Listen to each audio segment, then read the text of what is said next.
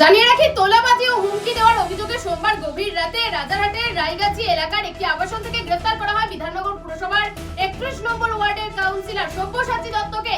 অভিযোগকারীর দাবি, দীর্ঘদিন ধরেই তাকে বিভিন্নভাবে চাপ দিয়ে টাকা আদায়ের চেষ্টা করা হচ্ছিল।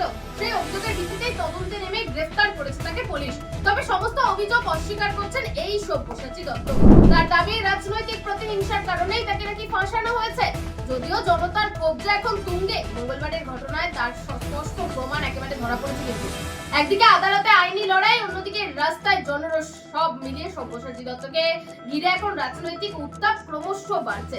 এখন দেখা তদন্তের পরবর্তী পর্যায়ে কি কি তথ্য ঠিক সামনে আসে। পুরোটাই ফলস ফেব্রিকেটেড।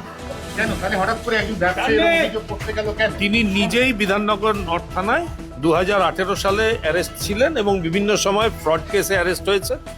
সেই সময় তার পরিবারের লোক এবং একজন বিজনেসম্যান এসেছিলেন আমার কাছে, তারপরে 2018 বেল করিয়ে দেওয়ার জন্য।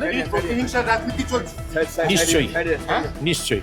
আপনি তো একসময় বিজেপিতে ছিলেন, এটা একসময় বিজেপি জয়েন করে ওই দিকে একসময় বিজেপি জয়েন করে।